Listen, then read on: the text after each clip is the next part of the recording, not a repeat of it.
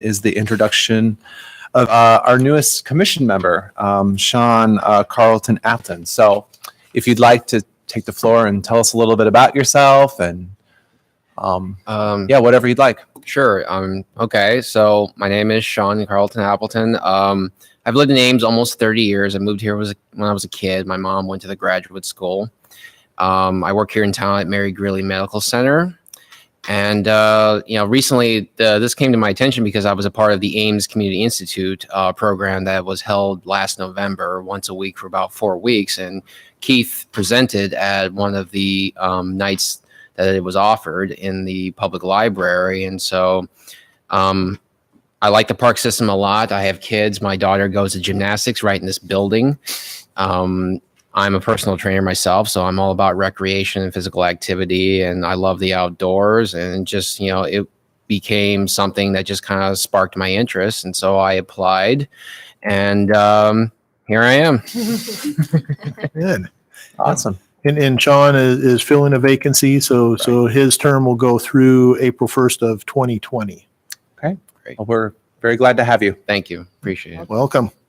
And so our next item on the agenda is an election of officers for our vice chairperson. So I don't really remember exactly how to do this, but we'll figure it out. So do we have what we are just opening the Open the floor for nominations for vice chairperson? I would nominate Sarah if she would take it. I accept. Okay. We have a nomination for Sarah, Katie. Do we have any other nominations? I think you need a second too. Oh, and I would like us. I will second that. All right. Seconded by Jeremy. Is there any other nominations? Okay. Seeing none, we'll go ahead and close nominations. Yep. And then we'll go to vote. So all those in favor of electing Sarah Katie as our new vice chairperson, please say aye. Aye. Opposed? Seeing none. Congratulations. Now you're the Sarah. Yeah. All right. Oh, Oh, and there she is. Speak of the Sarah. That was by design, I think. Yeah. She's been outside listening. So next item on the agenda is we have approval of two different, we haven't met for a while, so approval of two different sets of meeting minutes. We have the approval of the minutes from our November 15th meeting as well as our December 6th meeting. Can we motion them together? Yep. Be grouped together? Yep.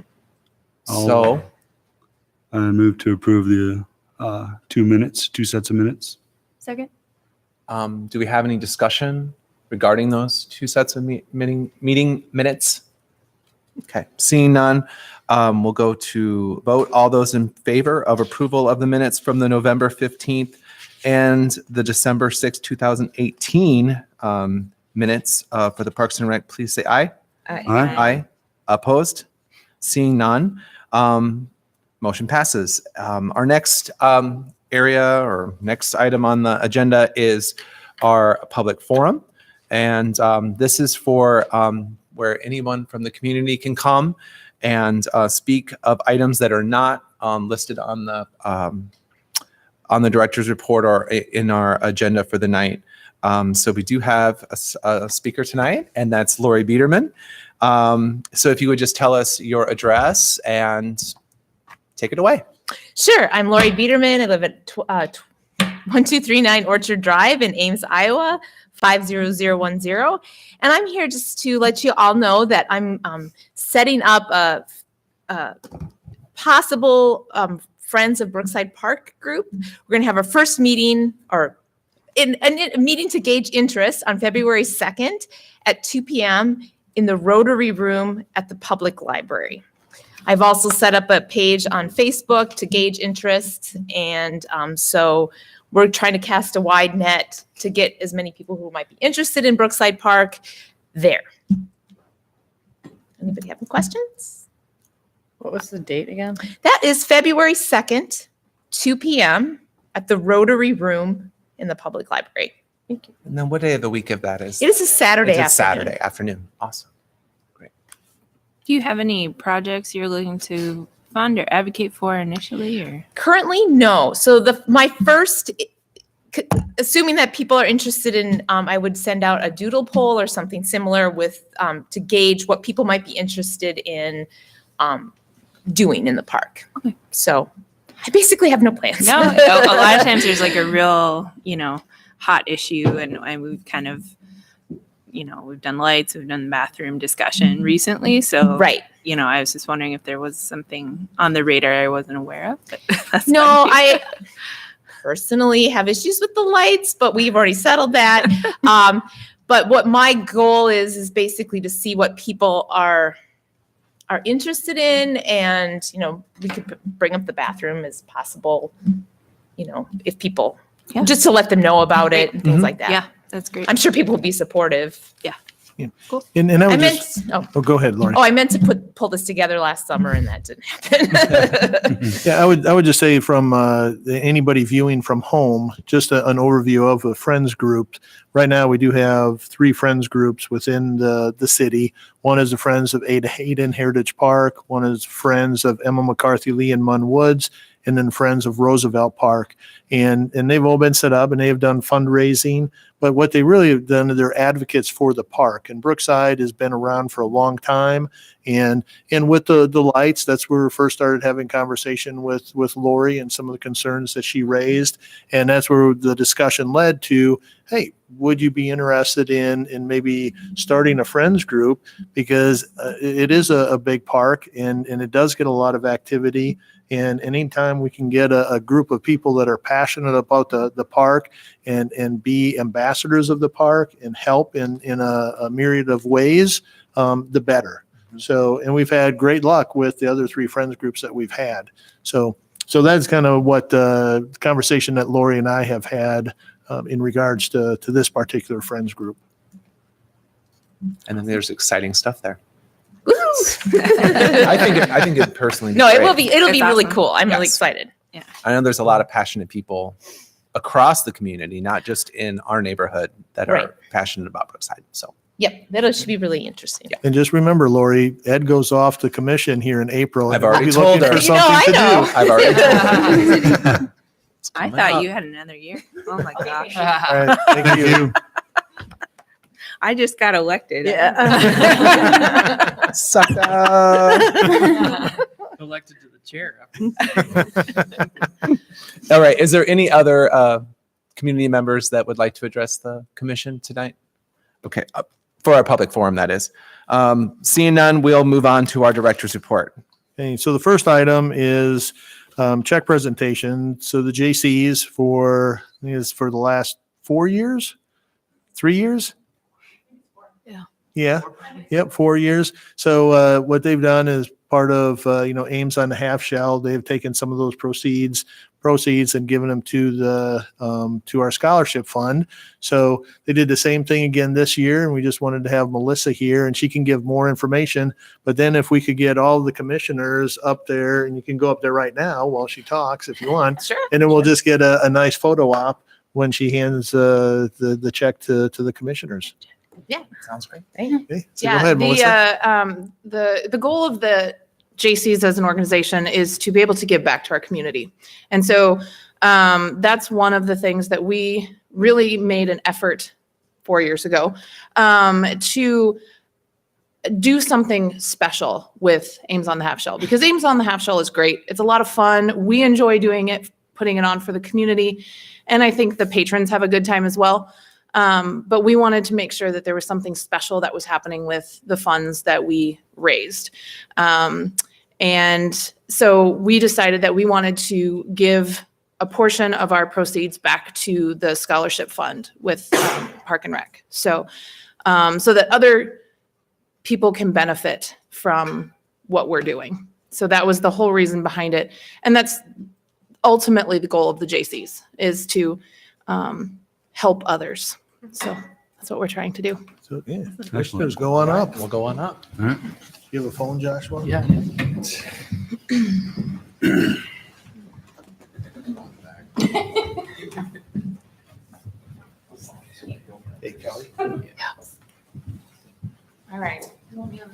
middle? What do you think? Right in front. You got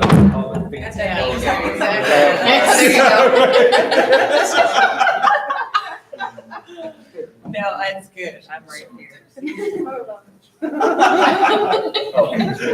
There we go. Short All end. right, ready? There we go. Let them know. 1, 2, 3. One more. Nice. Very Cool. good. Nice, thank you. Thank you. Thank you. Appreciate that. Do you want me to set this here? Sure. Unless you want to keep it. We'll use it next year. Can you catch that? Thank you so much, Melissa. You're welcome. Thank you. Thank you. All right, so the next item that we have is just an update regarding the Healthy Life Center. And then just the steering committee, met on Monday, just to kind of get prepared for the January 31st meeting, and just hopefully everybody can make that. So again, January 31st, 7 p.m. out at City Church, which is out on Oakwood. And in the night, there'll just be a kind of a brief overview of the project itself. And then you'll hear from the philanthropic chairs in regards to how well they have done with the fundraising. And then just from a financial standpoint, there will be, just here's some options moving forward, with it. And then you'll see that after that meeting, then really in the month of February, we'll be asking each of the individual entities to go back and have conversation about the project based on the information they get on the 31st, and then come back with a formal commitment as to what each entity is wanting to do with the Healthy Life Center. So that is open to the public. So if anybody that's viewing wants to come and sit in on that meeting, they can. Again, Thursday, January 31st, 7 p.m. at City Church on Oakwood Drive. So that's all really wanted to mention about that. If there's any questions, an answer, but really you'll get a lot of information on that evening. Great. Okay. So the next item up is staff report for 2018 Homewood Golf Course year in review. And we have two of our staff members. Not sure if I think Brooke, most of you maybe have met when she was hired. She's our recreation manager and oversees the Homewood Clubhouse. And then the other individual sitting up here is Pat Wienia, who is our turf maintenance supervisor. And I'm not sure we've had Pat here First timer. So maybe Pat could, before they get started, Pat could even give just a little overview about himself and how long he's been with the. All right. Let's see. I think first week of May will be 5 years with the city. I went to Iowa State, and I've been in the golf course industry since 2004. Working at Ballard Golf Country Club for 8 years. Went to Jewel Golf Country Club for a year, and then got lucky enough to get hired with the city. So, I'm the turf maintenance supervisor. So we cover a lot of ground in the city with the parks, the cemeteries, the golf course. So Literally. it's been a lot of fun. So there's a little rundown. Thank you. All right. Well, they're gonna kind of just give an overview or touch on some of the high spots of the report that they gave you. So Awesome. go ahead. We'll go first. Yeah, go for it. Alrighty. Well, thank you for the introduction, Keith. Like you said, my name is Brooke Rogers, and I'm the recreation manager that oversees the clubhouse portion of Homewood. There we go. Maybe pull it closer. So I just kind of want to briefly share with you some of the highlights and some of the successes and development opportunities from this past year. The goal for the season at Homewood was to maintain a quality golf experience for our patrons, as well as keeping high standards for our staff. I believe we were able to accomplish both of these goals this season, with many lessons being learned along the way that should improve the overall Homewood experience in the upcoming seasons. Homewood opened later than anticipated in April due to inclement weather and wet course conditions. Once open on April 11th, the 2018 season spanned 208 days, with the last day of the season occurring on November 4th. Inclement weather impacted the season in a multitude of ways, including course playability, golf cart usage, and attendance, with the course being closed 6 full days and late starts / early closures 18 days of the season. Additionally, for 5 days, golf carts were unavailable, and another 12 days, carts were restricted to path usage. The total number of rounds played this fiscal year, 2017-2018, was 16,701. The yearly average for the last 5 years is 18,267, so this year was 1,566 fewer rounds than usual. We had 5 additional memberships sold this year compared to last year for a total of 167. The 5-year average for memberships sold is 183. So I'm hoping through additional advertising on social media next year, we should have some more memberships. I'm really hoping to market towards students, as that currently is our lowest selling membership. Just to note, we only sold 1 spring student and 2 youth memberships this year. So I think we can really improve that in the following seasons. Programming-wise, Homewood puts on a variety of programs throughout the season, including discounted parent / grandparent and child golf days on Tuesdays and Sundays, free golf days on Mother's Day, Father's Day, and Youth Day, as well as golf leagues. I oversee 3 of the 5 leagues that play at Homewood, including Ladies After Work League on Mondays nights, Couples League on Tuesday evenings, and Youth Golf League on Friday mornings. These 3 golf leagues are all about socialization, having fun, and of course, improving one's golf game. Ladies After Work League and Couples League are slightly more competitive as scores are kept, as well as assigning handicaps. Attendance for the Ladies After Work League and Couples League was adequate, with 19 and 18 two-person teams respectively. Youth League would benefit from having more participants, as this year we had 10. And that will be a key focus for this upcoming season, increasing those participation numbers. Next season, we hope to have PGA professional Noelle Shahidi or her assistant on select dates during youth golf to help coach the participants. The remaining 2 leagues that Homewood puts on are City League and Homewood Ladies League. Both of these leagues oversee their own match assignments, designating handicaps, and keeping track of scores. However, our staff is on site to collect green fees and sell concessions. Both of these leagues have strong participation numbers, with approximately 15 and 60 golfers respectively. Overall, the communication with each of these leagues is really strong, and their feedback for how the season went was positive.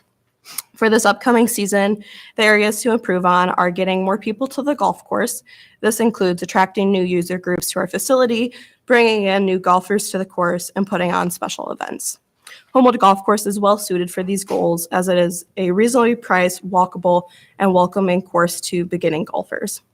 Moreover, surveys results indicate that maintaining clean restrooms and improving pace of play need to be key focuses for the following season. In order to maintain open communication lines with staff, we will move to having monthly all-staff meetings and trainings as well. Overall, the successes of the season include hiring non-traditional staff outside of our typical college age, creating open lines of communication with leagues through weekly emails, bulletin board posts, and pre-season meetings.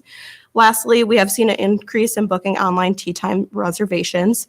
This year, approximately 19% of our tee times were booked online. Next season, we plan on promoting and advertising this option more often than we currently have. Lastly, for our survey results, an end-of-season survey was emailed or mailed to 150 pass holders, punch card holders, and league participants.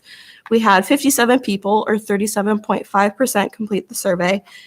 Some of the highlights include over 90% of the survey respondents favorably rated how the facility and course are managed, positive responses on the friendliness and helpfulness of clubhouse and maintenance staff, as well as general comments on how the golfers enjoyed this season. As I mentioned earlier, survey results indicate that cleanliness can be improved in the restrooms, with the 19 and 31% rating the women's and men's restrooms respectively as in good or excellent condition. Clubhouse staff will go over additional trainings next season to emphasize the importance of having and maintaining clean restrooms. Otherwise, other areas of the facility were favorably rated. Patron quotes to the questions, what did you like most about the facility and want to see continued in 2019, were overwhelmingly positive. I think this quote sums up the season best. I enjoyed the overall pleasant attitude of the clubhouse employees and the efforts that Pat and his crew put forth to make golf a good experience. They do an outstanding job. Thank you. Can I answer any questions? Or we can save questions for the end too. All right, I brought a few pictures. I like taking pictures of the staff's work and just seeing changes throughout the year. So hopefully some of these pictures kind of enlighten you guys to what we do on a daily basis. We'll start off with the first one will be wet year. This year we had over 40 inches of rain. This is number 2 fairway, and this probably happened, 7 or 8 times this year. Just overabundance of rain in a short amount of time, and it's a maintenance nightmare. And the staff does a really good job for me. I had 2 college kids working this summer, and I don't get to spend a lot of time there. So a lot of the credit goes to them.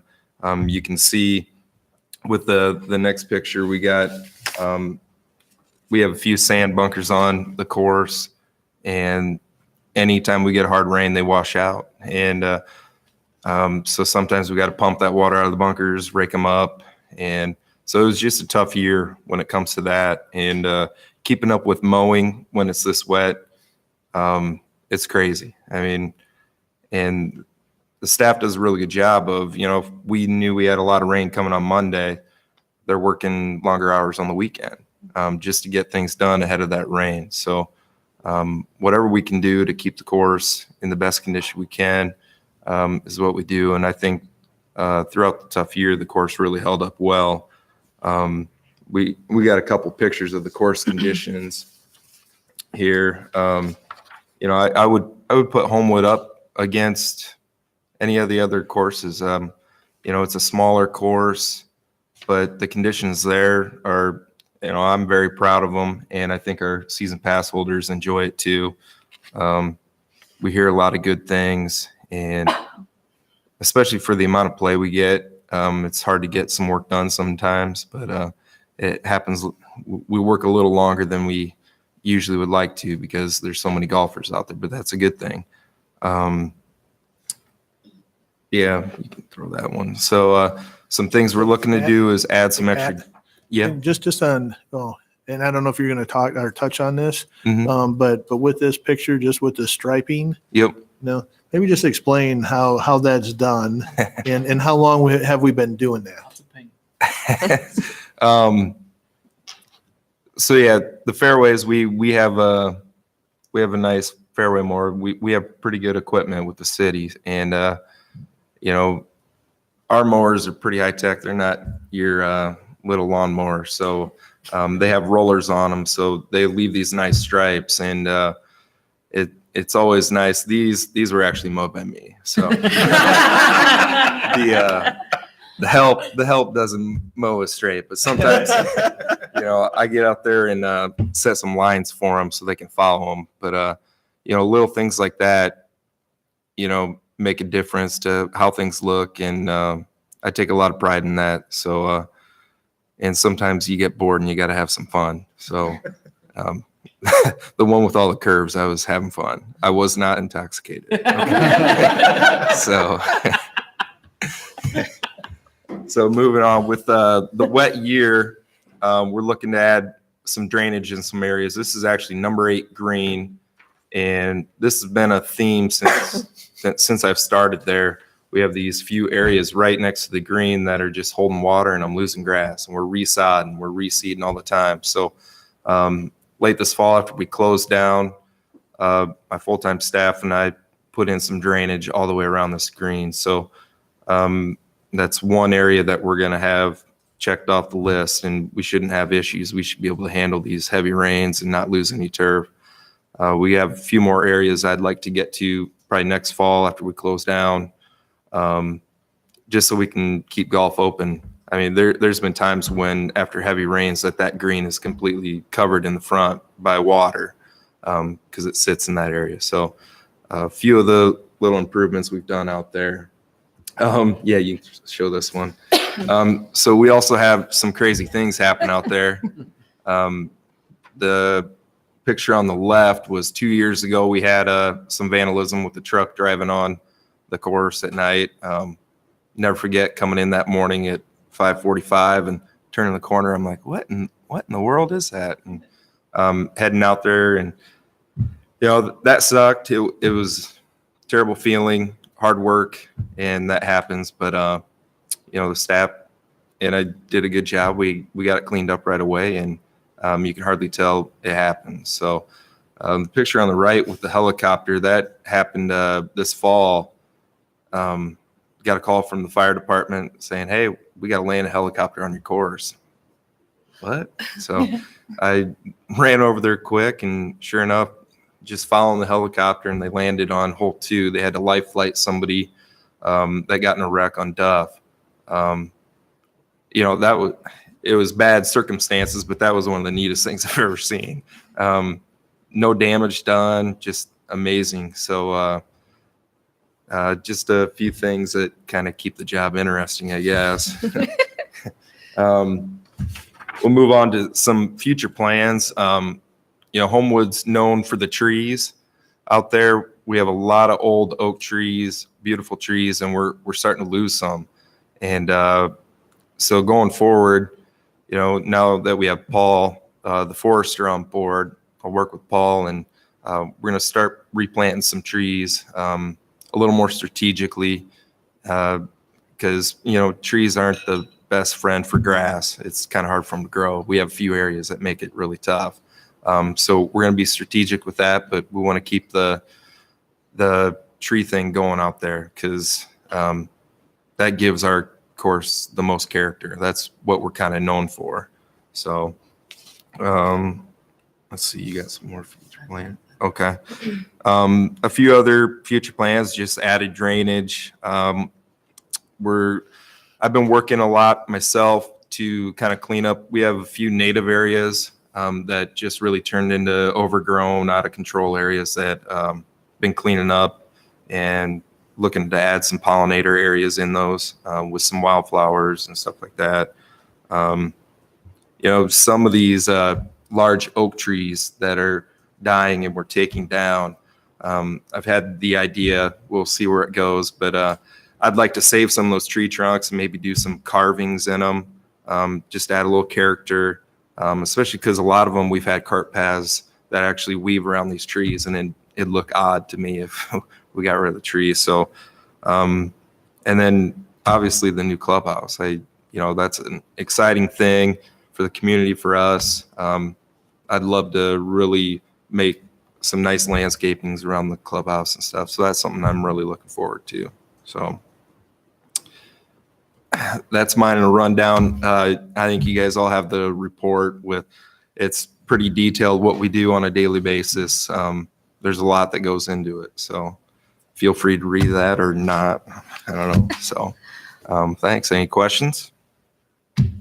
Of curiosity, do you know what percentage of golfers use carts? I would say, so in my 5 years, the percentage is definitely going up. Oh, really? But that'd probably be for her, but I can tell it's going up. We have an older clientele, and that's usually their exercise, but we're getting some that they can't be out there without the carts. So I'd say the percentage is probably increasing. I would say it definitely depends on the day. On our Thursday ladies morning leagues, a lot of them tend to use the carts. We only have 10 carts currently, and usually all of those are in use. They usually visit us starting in April all the way up to the end of August. So definitely Thursdays, they get some heavy rotation. Otherwise, I don't have an exact answer for you, but I would estimate maybe about 30 to 40%. That might be a little high.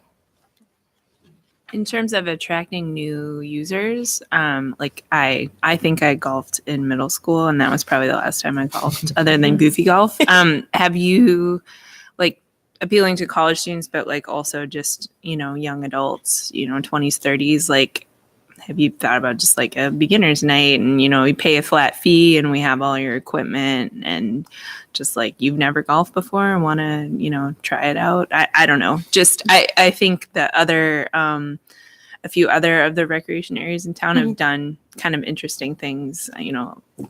Furman's done some interesting things. Just wondering if you've done that, or if that would be. We haven't to the same extent as some of the other facilities. We do have a free clinic that's offered to adults at the start of the season to try to rope some people into some of the lessons. I will say we're starting to get more youth to participate in some of our lessons.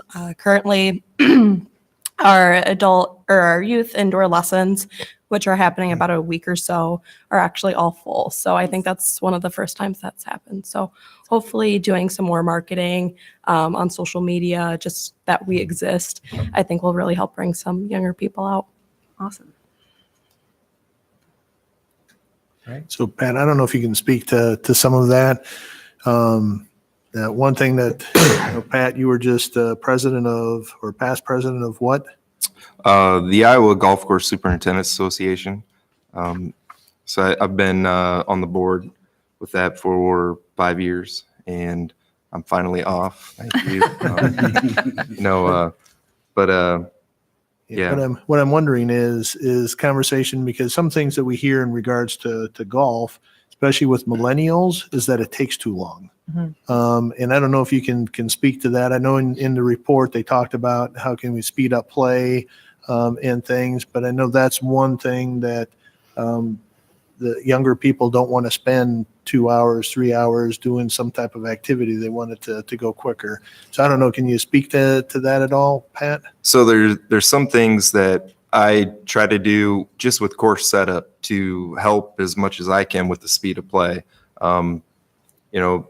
When we set pin locations, trying to make them easier, going on with our native areas, getting those cleaned up are going to help people find their golf ball quicker. There's things that I can do that way that I try to do. There are a lot of things with youth we can do, because I think our course is perfect for youth. We can go with making youth tee blocks that are, up in the fairway. So it's getting them through quicker. And, there's a lot of stuff that can be done. I would like to know, I don't know what the average round is. I would assume it's about an hour and a half at Homewood, which is, it's more unique. I think other golf courses, it's probably right around 2 hours, but, there's a lot of things that can be done. And, I think just getting that new clubhouse with more golf carts and things like that are going to help out a lot too. So.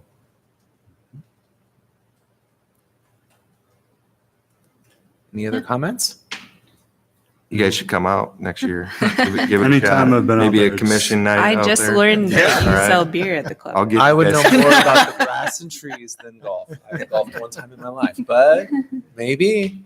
Well, it's one thing I just shared with Kelly. It's the first time that I saw it, but when I was at NRPA in Indianapolis, there's a thing called fling golf, and it's like almost like a lacrosse stick. So, but you use that to fling the golf ball around the course. It's like my dog. So it doesn't take a lot of skill. that. Hand-eye coordination. I'm in. But You're good at that out with there. your dog. So I know Kelly was going to share that with Pat and Brooke and things, but always looking at different types of things. How can get people out there and still utilize the course? Yep. Well, and Tiger Woods is back, so we might see an uptick again. Yep. That's what really drives it. Yep.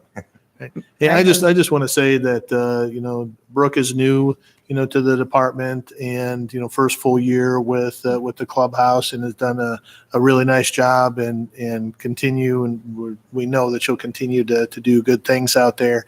And with Pat, Joshua prior to him. We have had some really good people taking care of the grounds. And right now, Pat and his staff, I personally get people that, hey, I went by the Homewood, it looks great. And when he was talking about the stripes, that's eye catching when people are driving by, even if they don't play golf, they say the course looks great. So just, kudos to Brooke and Pat. And again, they can't do it all themselves.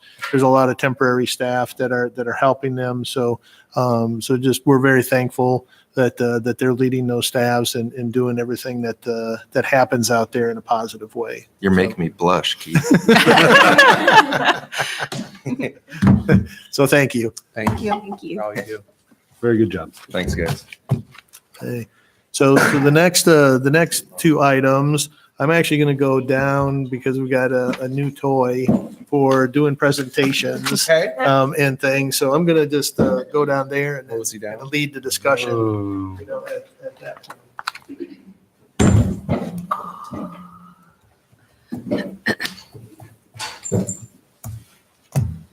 So these next two items that we have, one is the capital improvements plan, and then we'll go through the budget. So what you see in front of you is kind of the culmination of conversations that we had and the public input that we had and the commission having discussion and meeting with the city manager and so on. So this was just presented to city council on Tuesday night. There were a few questions that they had, but overall, they liked what they saw. So with this, a couple of things, and just for viewers at home, because I know you've as commissioners have heard this before, but this year really the focus, we had some things that have happened within the park system that we weren't expecting, such as the bridge at McCarthy Lee Park or the fishing pier at Ada Hayden. Things that we weren't expecting need to get taken care of. So really in this first year of the CIP, the capital improvements plan, is some of those items, which in turn caused other items to be delayed. So that's what you're going to see kind of a focus throughout. Again, I would just mention to you, this is a 5-year plan. And when city council approves this plan, what they do is they allocate funding for year 1. But then, years 2 through 5, they still approve the plan in concept. But and when we get to years 2 through 5, those sometimes items will accelerate, some will get delayed, some will disappear, some will, come in, just a wide variety of things. So we're just going to go through and focus on this. This first picture, that's the Whibbit Aqua Track and the Wiggle Bridge that was out at Furman Aquatic Center this past year. And when Jill was here, in November, she can give you more of an update on that. So just with it, and I'm not going to spend a lot of time, but you're going to see some of the different activities, different projects, and so on. And I'm just going to have some pictures that will focus on some of these that we want to kind of highlight. So again, with Emma McCarthy Lee, with that park, you can see the picture on the left is just the approach to the bridge, which that bridge is no longer there. And that's what you can see. So we need to replace it. And then on the picture on the right, you can see, the area right there. And when the bridge, or when you get to that bridge, you can kind of see the path goes through and then, comes out on Oakland Avenue. But that's what we're going to be doing right now. Preliminary discussion has been about $250,000 to put a new bridge in. We are working with FEMA. Joshua in December submitted the paperwork and so on. We're hoping that we will get some funding from FEMA to replace this bridge, but we don't have any answers yet at this point. The next one is railings on Brookside. The picture on your left is actually the stairs that come from Brook Ridge down to the tennis courts. And then the picture on the right is the stairs that go from the tennis courts down towards the Squaw Creek. And you can see they don't have any railings, especially this lower area right here. When you get to the wintertime right now, if you have any ice or any slick, it's very difficult for people to get up and down there without, hanging on to anything. So that's another project. And there's a recommendation from our risk manager to get railings put on there. So that's one of the projects. The disc golf course, we talked to you before about this. There are some erosion issues. We have $75,000 in there. But one of the items also that has happened is this bridge right here last year was taken out because it was best description is it was warping. And we had a study done. Somebody came in, did an inspection, and that bridge was deemed unsafe, so we took it out. So one of the things that we were looking at is, do we need to put another bridge in there because we have the existing bridge and then the bridge that was removed? Well, we did meet with, and at the public input session, we had some individuals that came that are disc golfers.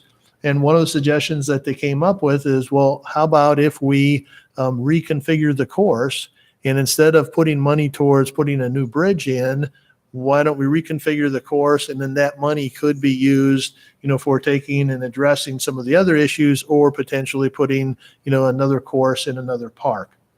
So what they did, if you see where holes number 7 and 8 are, just to kind of give you an idea, right now, hole number 7 kind of runs in here, and then hole number 8 goes like that. So hole number 8 goes kind of like that. That's why that bridge was so important.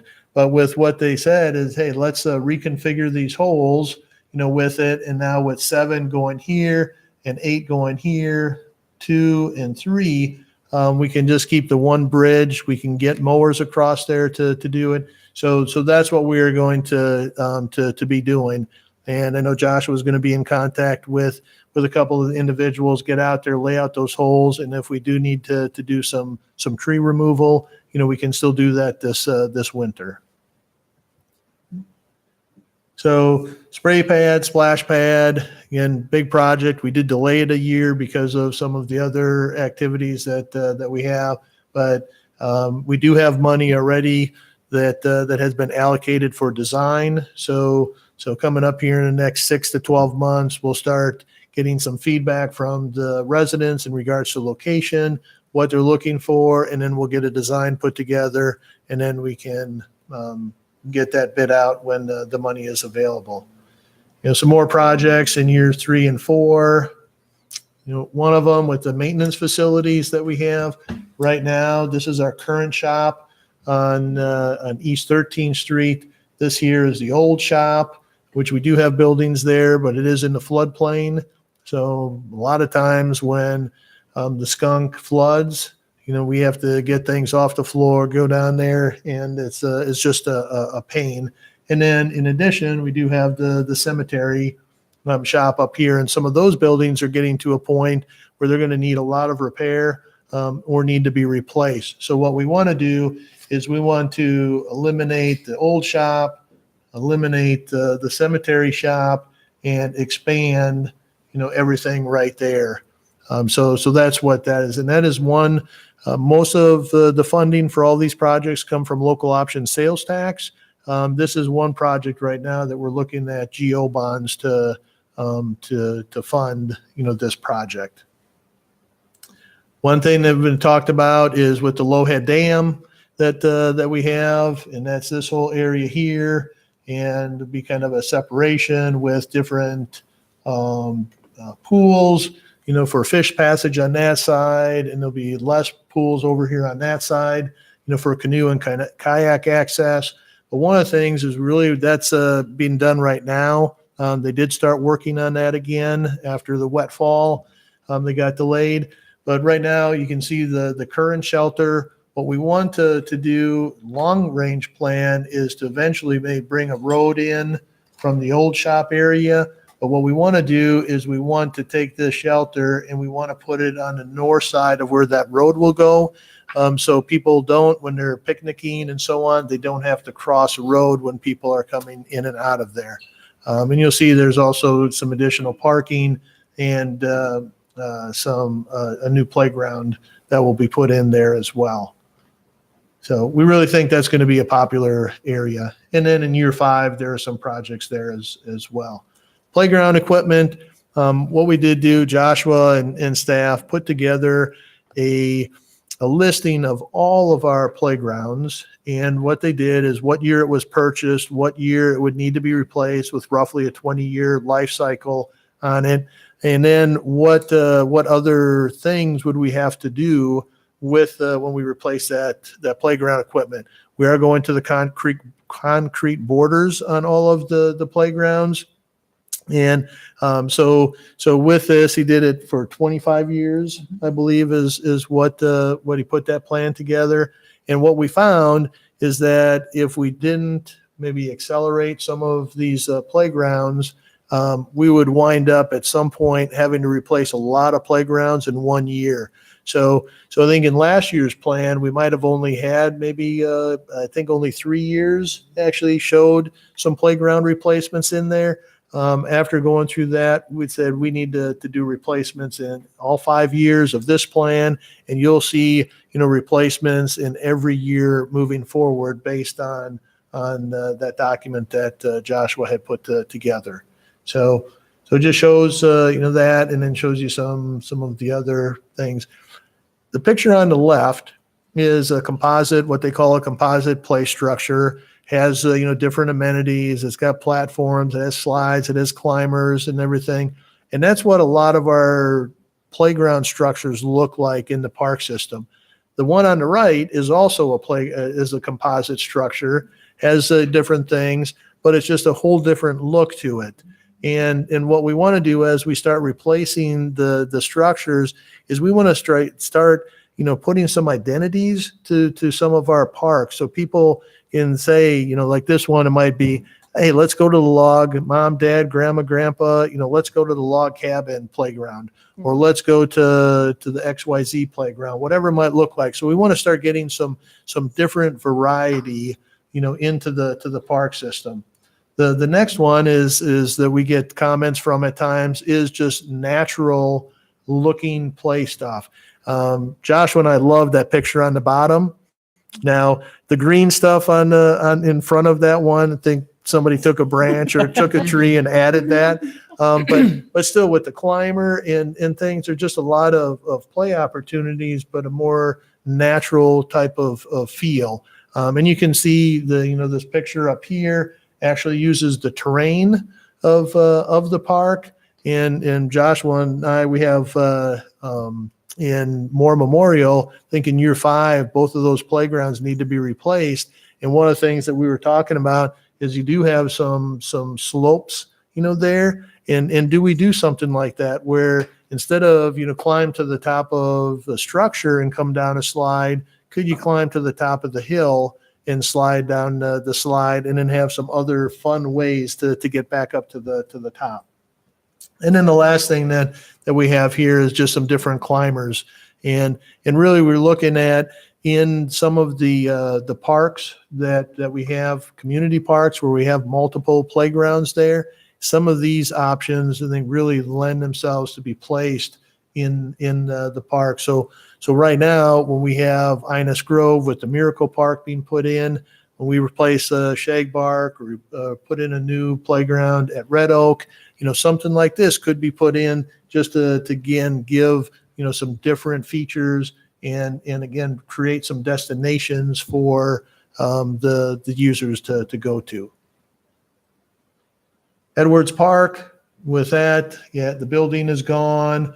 Right now, the school district has been doing some work along there. They've removed that fence. They've been doing some tree removal. They now have bringing some fill and some grading, but I'm anticipating sometime in the next several months that we will be transferring that property from the school district to the city. That will then become a city park. And I just met last week or had some conversation with a couple of the neighborhood representatives to start getting a meeting where we can get the neighbors together and start soliciting input in regards to what that park should look like and what they want. You'll see these are just a couple of pictures that I took out there. That picture on the left is looking kind of from the northeast, kind of to the southwest. You can see the playground, in the back. And then the picture on the right is more so kind of from the middle of the park looking south to the playground as well. And you can see, and there are some beautiful trees. There are some oaks. There's the sycamores, just some really nice trees out there. So that park will be an exciting addition. So with Ada Hayden, we have the wetland overlook that's in there. But the thing that we've mentioned to you before, and you can see in this picture these light spots, that are shown up here. We used to have limestone blocks on that fishing pier, and what's been happening, if you look on the bottom picture, you can see kind of the waves of the what's happening. So with that fishing pier, we're getting some sinking in some areas, we're getting some heaving in others, and the fishing pier itself is cantilevered out over the water. So anytime that if we get sinking on this side, so if this area sinks, this area is rising, and if this area is rising, this area is sinking, and it's just a lot of different things happening. We had a consultant come out there, take a look, and in some areas, there are spots that are 5 inches, 5-6 inches difference in those areas along, this kind of the water's edge. So we need to get that taken care of, and that's why we're putting money into the first year to do that. Municipal pool, again, you've heard a lot about that with it, so I'm not going to take a lot of time. But we did add a couple of years to this because the school district, they're looking, to open in the fall of 22 with their pool in the high school, and everything goes well with the Healthy Life Center. We could potentially open up in the fall of 22 as well, which would be the best case scenario. And then this building would be demolished. The ADA transition, that RFP will be going out in the next couple of weeks, and then we'll be developing a transition plan and then addressing compliance issues. So in the CIP, we have $25,000 each year set aside or earmarked for these types of projects. Ames ISU Ice Arena, it's coming up on 20 years. Parking lot's 20 years old, starting to show wear. And generally what we've heard from contractors is about 20 years you need to be looking at replacing, or doing something with the parking lot. So that's what this will be done. And again, with this, with the Ames ISU Ice Arena, the city and Iowa State University put in $20,000 each year. That's put into a capital reserve fund, and that's what funds any of the capital projects out at the Ames ISU Ice Arena. It doesn't come from local option sales tax dollars. Then Homewood Golf Course, the paths along Duff, 20th, and to the clubhouse. We know that we need to put a path from 20th Street to the clubhouse. And we've had conversations with planning and the development review committee for the city. And we're still looking at maybe for sure we need to put a path along Duff Avenue to make a connection, because it comes along the west side or the east side of Duff up to 20th. And then north of 20th, there isn't anything along Duff on that side of the street. So we may have to do that. But we still haven't received an answer in regards to will we need to do 20th Street on the north side of 20th Street, because there is a sidewalk on the south side of 20th Street, and we do have safety concerns if we were to do that. So the next pictures, drum roll, Joshua, this is right now, if you've been out there with the old clubhouse, we are looking at putting it into the same location, but this right now is a rendering of what the new clubhouse would look like. And you can see the patio, you see the little vestibule out front, that's kind of the entrance, and I'll show you a floor plan here in a little bit. But one of the things, we had $750,000 for construction for this.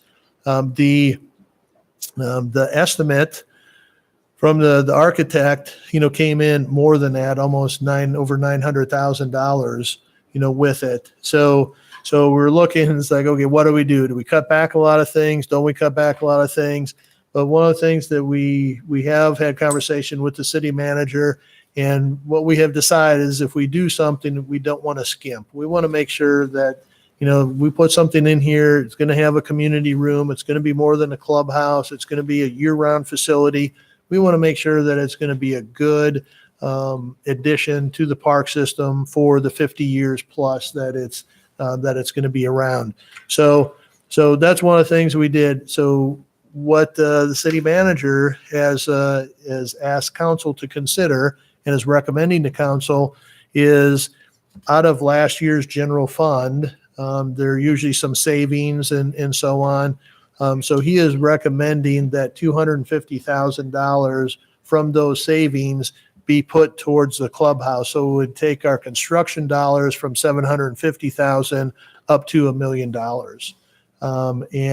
And hopefully we'll be able to get some good bids and be able to take care of or be able to afford, what you're seeing here. And so that's something that they're recommending. So with this is the layout. The picture on your left is the basement. And really what we're looking at is the basement would be, this part. And the dashed lines are where the carts are. We're looking to go from 10, which is what Brooke said earlier, 10 carts up to 18. It would all be electric. There'd be charging stations underneath there. There's some mechanical areas right here and the stairs that go up.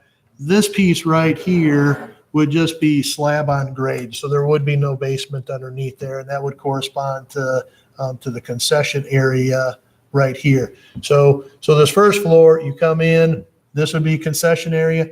This right here is a collapsible wall, similar to what's at the backside of the council chambers right here. This here, okay, is the community room. You got your restrooms, you got office right here. But the community room, so if it's during golf season and we are open for golfing, we can close that wall and still rent out that space in the community room. Or if we wanted to have a meeting, we could do that and still have the golf aspect be done without impacting one another. Now in the wintertime, when golf isn't happening, we can open up that wall and we could have larger groups, out there, depending on what type of event or what type of activity they wanted to have. So it could be for meetings, could be for family reunions, it could be for Christmas parties, whatever it might be. There's a lot of uses for that. So any questions on these pictures real quick? Would that meeting room space be rented like other parks and rec facilities like city auditorium and that, or would that fall under someone else's No, permit? no, we would be renting it and it would all be part of the Homewood Clubhouse budget. Now, when we get into the budget aspect, I'll just mention it. So for 1920, we're hoping that this clubhouse is open by April of 2020. So prior to that season.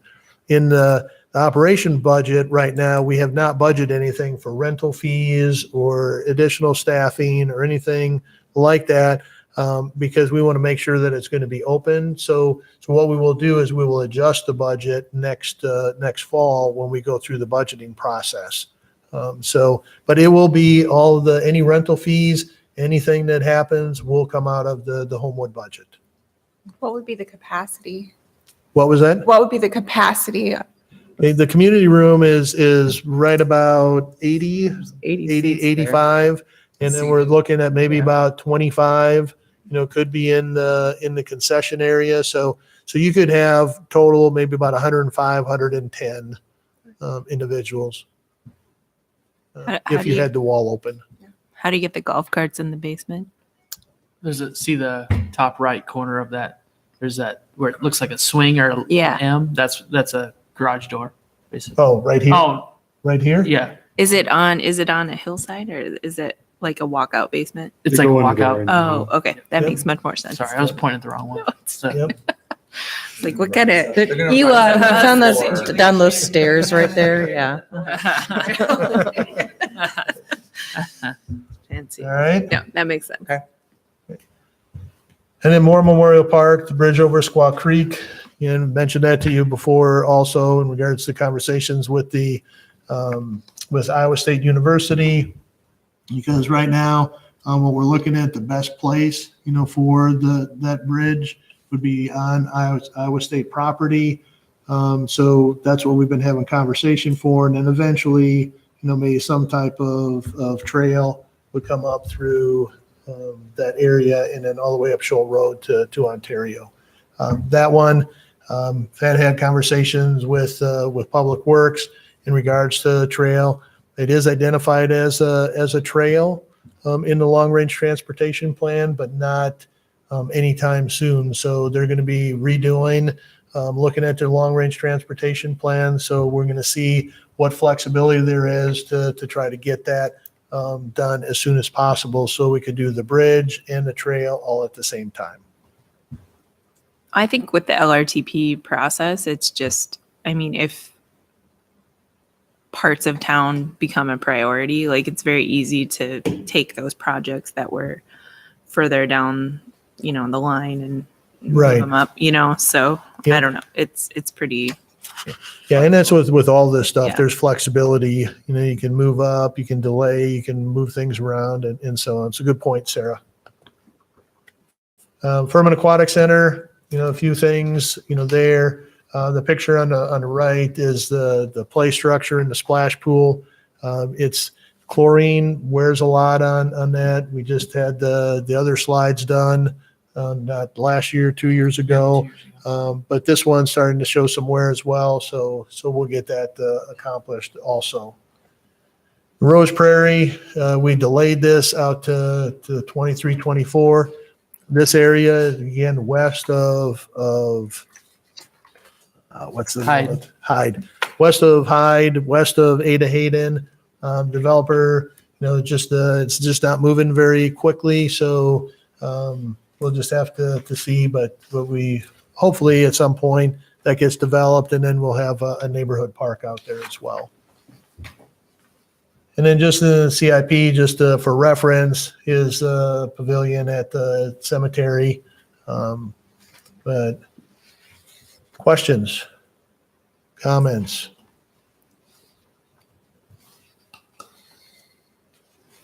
A lot of stuff. Sure is. Hearing none, we can move on to the next thing. And I think most of us. Like I said, I know this has been a culmination of prior discussions and things as well. So Maybe new to Sean, but not for long. So Relatively. Keith gave me an overview yesterday, so so it's not brand new. it's wonderful. yeah. Keith's crash course. All right. So we'll move on to the operating budget. With this one at the end, if the commission likes what they're seeing, they could make a motion to recommend to council to adopt a budget as presented here. So this right now, what you're going to be seeing is the budget that we will be taking to council in February. All right. So just the department overview. Again, with this, we do fees and charges, and then any support that is needed comes from local property or local property taxes is what supports this fund, the general fund. So we do have a listing here as they do show you that most of our department activities come from the general fund, the cemetery as well. I show the cemetery. The Parks and Recreation Commission doesn't have any jurisdiction over the cemetery, so you're not going to see any numbers or anything like that. But it is one of the things that we do. The enterprise funds, again, fees and charges need to cover expenses. There's operational fund balance. If revenues exceed expenses, those funds go into that fund balance. If expenses exceed revenues, then funds are drawn from that balance to make it work. And then the road use tax funds, that's for the right of way. Again, Parks and Recreation Commission doesn't have any jurisdiction over that, even though it's one of the activities that we're responsible for. So I just showed that to you as it's kind of an overview. So general fund, right now you can see recreation and parks. Recreation, I'm not going to go through each of these numbers, but you can see that there is a subsidy, with that. But recreation side of things is subsidized about 30%. On the flip side, parks don't have we don't have fees and charges besides shelter reservations and so on. So on the park side, 95% subsidized. But when you look at the department as a whole, and our goal is always to keep that tax subsidy to less than 60% or less. So we're at 58%, and that's generally about where we kind of hang, that 57, 58% tax subsidy. So the enterprise funds, I just explained how those work. With this one, with Homewood, you can see, that just about break even, but if everything goes like we have budgeted, we will draw some money from that reserve fund to cover this. Right now, the unreserved fund balance is $142,000. So that doesn't take into account with Homewood. What we try to keep is about 25% of our expenses, in a fund balance, and then the rest of it is unreserved. So we're looking pretty healthy there. Again, we're really trying to get to a point where with this, and net revenue is about $35,000 of cell tower fees.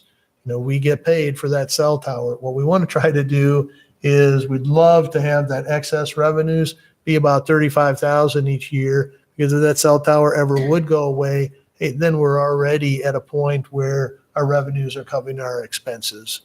If we had to do that right now, in 1 year or a couple years before we drain that unreserved fund balance, we'd have to really increase fees, quite a bit, or do some other things, reduce expenses.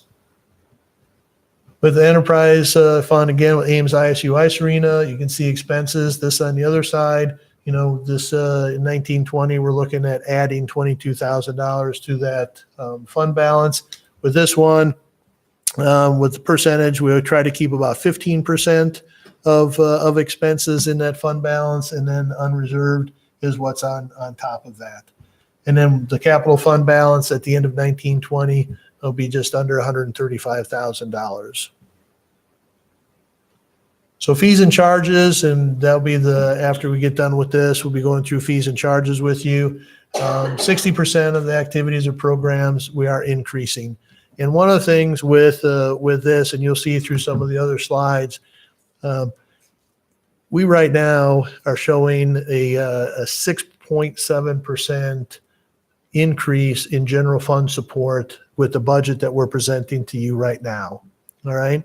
Generally, we try to keep about right around 3%. So we're almost double with that. What does a 6.7% increase look like over what was adopted? It's about $135,000, $140,000, somewhere in that range. And you'll see in a little bit, $126,000 of that, just in the general fund, is attributed to temp salaries. We're having a hard time. Our candidate pool keeps getting shrinking. We have less people that are applying for positions with the lowest unemployment in the country. That presents its challenges as well. And then when we have other businesses and we're all vying for the same group of people, and they're offering $10, $12 an hour, $7.25 an hour doesn't really look that appealing. So you'll see a little bit more, but I just wanted with this, so able to try to lessen that load, you're seeing a big increase in fees and charges. Not a big increase, I should say. Generally, we have maybe between 30 and 40% of our programs will experience an increase. So this year we're at 60% of our programs and activities are experiencing an increase. So I just wanted to give you that background information as to why it's like, boy, that's a a higher number. In addition to that, we are doing some other things too. So right now, in a number of places, we have punch cards, and we give you 12 punches for the price of 10. One of the things that we're doing also that's included in this budget is you can still get 12 punches, but you're going to get them at the cost of 11. So we're eliminating one free punch, and how that looks in different of our facilities and stuff looks a little different. And then ice arena rental rates are going up about 3% with that. So some things with Furman Aquatic Center. So daily admissions, 50% or 50 cent, not 50%, 50 cent increase. And we haven't increased them for 2 or 3 years. 2 years, I think. 2 years with it. And then season passes, a 3% increase. And then renewals and new passes will still get a discount of 10%. One of the other things also that we're doing is we're eliminating the toddler passes and admissions. And the toddler passes was for 1 to 2. So we'll still have infants will be free, anything under a year. But that 1 to 2 year old will now be wrapped into the youth category. So instead of youth being 2 to 3 to 15. 3 to 15, Yep. it will now be 1 to 15 will be a youth pass. So again, we really tried to look at some different things to make the budget work. And then I'll mention this. When we first submitted our budget, we were showing a general fund support increase of over 13%. So with everything that you're seeing here, that's how we got down to a 6.7% increase. And again, that's what's being recommended. Council may or may not say yes to that. They may come back and say, you're going to need to do some other things to get that percentage down. But this is what's going to be presented to council in February. Homewood, 50 cent per round increase. And again, with season passes, we've had a lot of different age groups, especially for the older adults, really trying to eliminate some of those. And an increase on those season passes do vary. So department projects and things, citywide survey, Kelly has been working on this, and we'll be just doing a survey on parks and recreation activities, really looking at, are we on track with what the community wants to see? Are there some things that they want us to be doing differently? Are there amenities that they want us to be adding? So that's something that we're working on right now. The ADA inventory and transition plan, which I mentioned, that RFP will be going out here soon and developing that transition plan. The Miracle Park, still working on that. Have a meeting, next week with a number of individuals. The foundation is getting close to reaching 90% of the fundraising, which is what they require before they start any project. So hopefully that project could be kicked off in May or June, this year. There's still some fundraising that needs to happen. And the Healthy Life Center continues to be a focus. And I mentioned some items earlier, so I'm not going to spend a lot of time on that. So the temporary staff wages, and what we have done is we have introduced a 3-step pay plan where we had more steps in our prior plans, and what happened was the range was never moving. So we've gone with less steps, and we want to move that range every year, or at least to a point when we get, hey, now we're competitive with other people. And you saw this with lifeguards 2 years ago. We started the season with 65 lifeguards. We had to close amenities at Furman because we didn't have enough staff. We increased wages. We paid for their certifications. We've done some different things. This past year, we started out the season with 125 lifeguards. So some of those things are working. Now we got to do that with the rest of our positions as well. And like I mentioned earlier, in 1920, we're looking at over what was adopted in 1819 to 1920, about $126,000 more dollars just for temporary staff. And it's about, what, 900,000 is about what we pay for temporary staff over the course of a year. So, Are we raising rates, participation rates with this at the same rate as we're increasing the staff wages? no. Less? No, yes. Yep. So if you look at it from our expense side, our expenses are increasing, I think, 4.4%, and our fees and charges are only increasing less than 2%, I think is what it was. So that's what creates the, higher general fund support also, because we have had this conversation with the city manager that we've got to be careful, because we can't just continue to raise fees or raise them to the extent to cover all of our expenses, because then we'll price ourselves right out, and then we'll be either providing more scholarships, which a lot of that you'll see in a little bit. We do absorb some of that into the budget. We want people to be active. So does that answer your question, Eve? It does, and I appreciate how much effort goes into trying to keep everything affordable, but I also want to make sure that we're competitive and that we're not underselling our services as well. And I also, I see some fairly regular increases, but we'll take downtown parking, for example. That didn't raise anything for a gazillion years. And when they did, it went up 400%. And that was a big shock.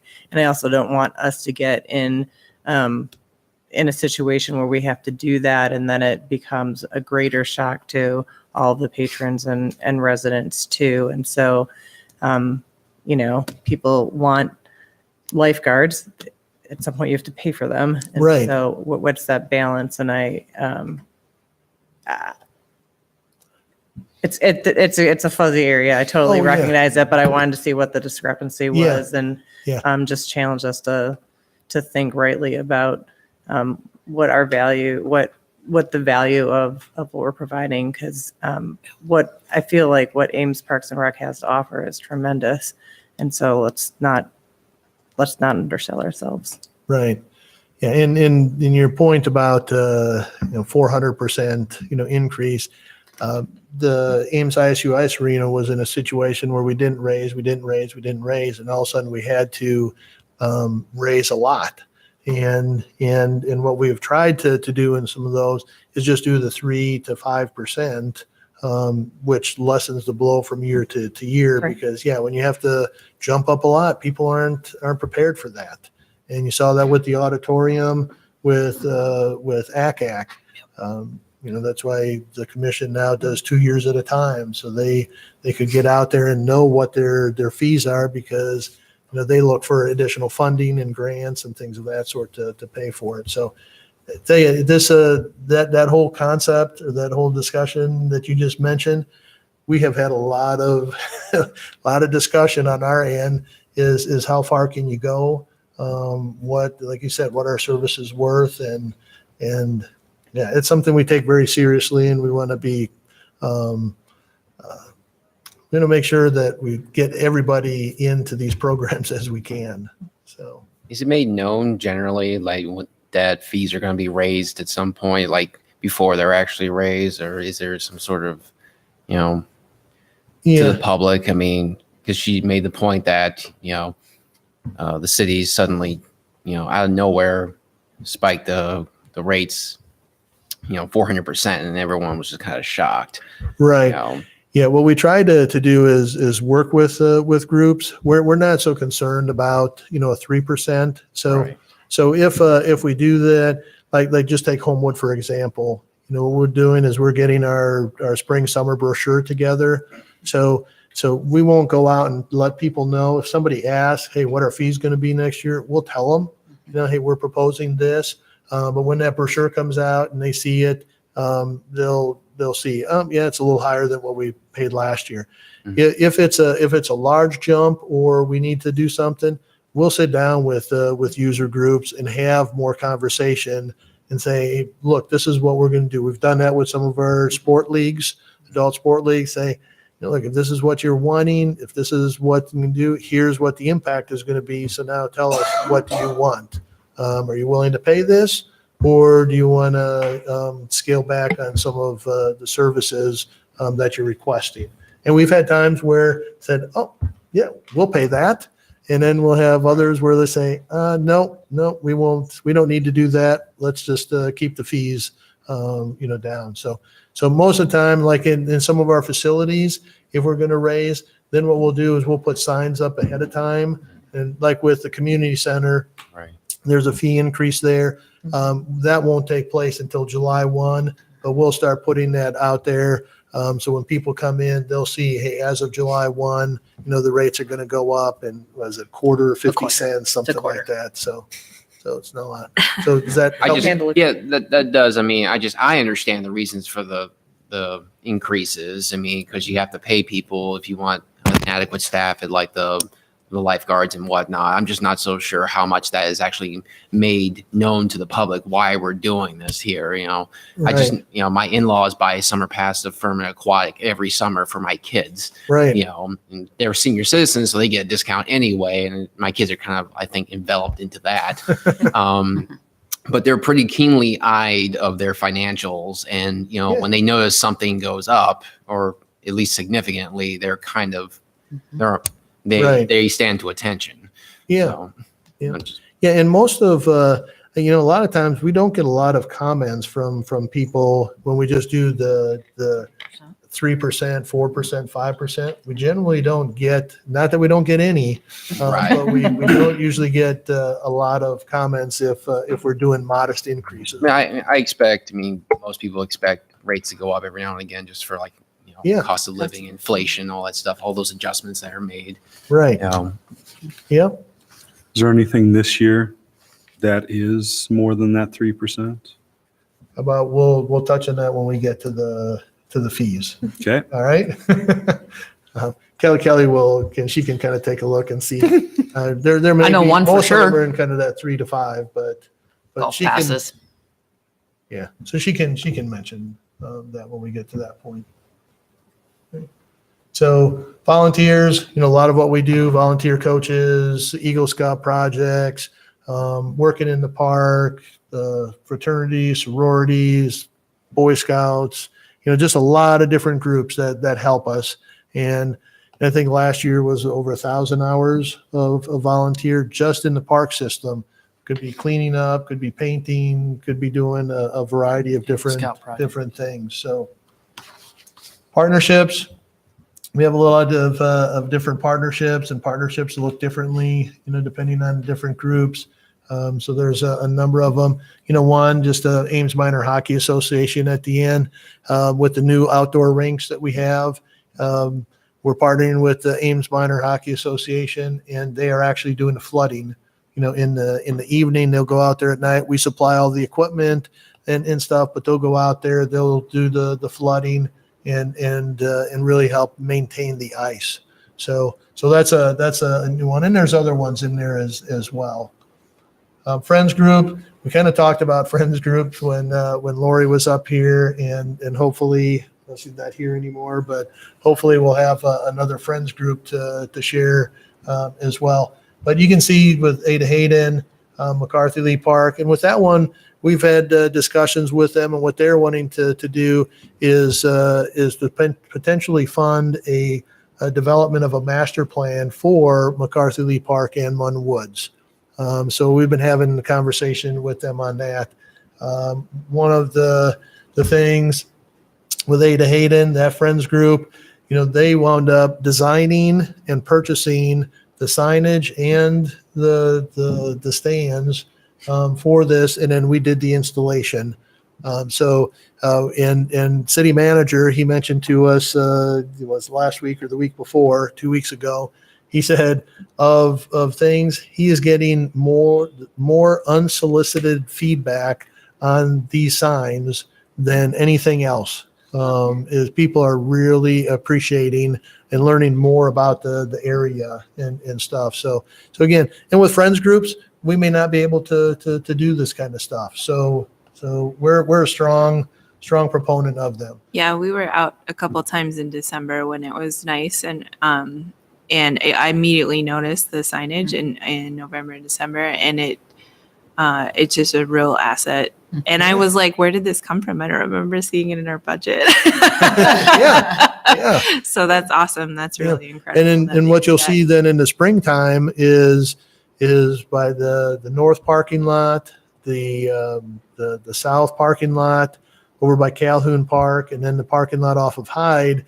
You'll actually see a larger sign that will have a map of the park with some more information regarding the stones and some of that kind of points of interest. And then on the back side of that map, what you'll see is 4 different routes in regards to. I think some of those are already up. I know There's one of them. There's a is- couple. Yeah, Hyde and because we parked on. We've been Harrison. parking on Hyde, Hyde and then Harrison. so I know the Okay. routes are there because we did Okay. the someone. So, yeah. all right, There's so two that need Two to be are- installed. Yeah, so 2 more will be going up yeah, it's awesome. in the springtime. Okay. So new programming, Kelly, you want to run through anything on there you want to highlight?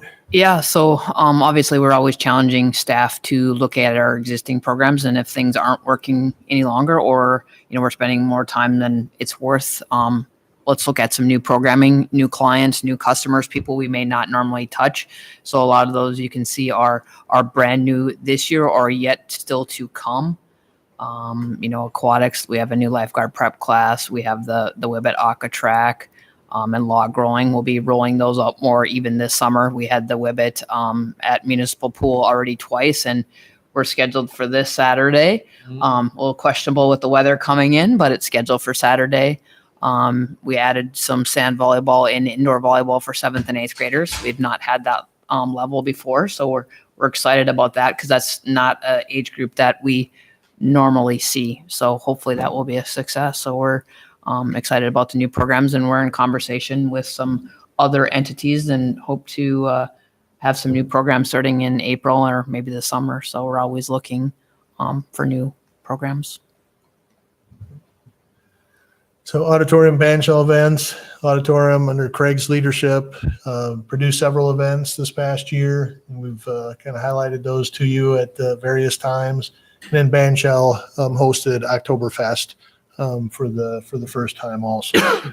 So scholarship funding, there's some things there in regards to that. Community donations with the Ames JCs and Oktoberfest with the Main Street Cultural District. They donated $2,000 to the scholarship fund as well. And then just want to give a brief overview of Buffalo Wild Wings. Yeah, absolutely. So we have a partnership with Buffalo Wild Wings, and we have an ad in our brochure. It's also on our Facebook page, and I believe it's on our website. If you take a picture of the ad and show it to your server, 10% of your total sales, minus the tax and gratuity, a check will be cut back to the Parks and Recreation, and we're putting that money into the scholarship fund. Awesome. And that does include alcohol. So spread it. I think she was looking at you, Ed. Super Bowl. I wasn't. Super Bowl party. Spread it to your friends. I mean, all I have to do is say they're on, Parks and Recreation teammate card, and 10% of the total sales go back to us. So it's great for us. Nice. So facility space, still we rely on the school district for a number of programs and activities. Trying to free up more space in the community center, and then again, there's the non-city facility usage, that we use as well. Moving into the parks with turf, objective to mow every 7 to 10 days. You can see in 2016 we were about 12 and a half days, and that was pretty normal right in that area prior to that. In 2017, when Pat took over the turf, he was able to get it down to 8 days, and that was again 8 days in 2018.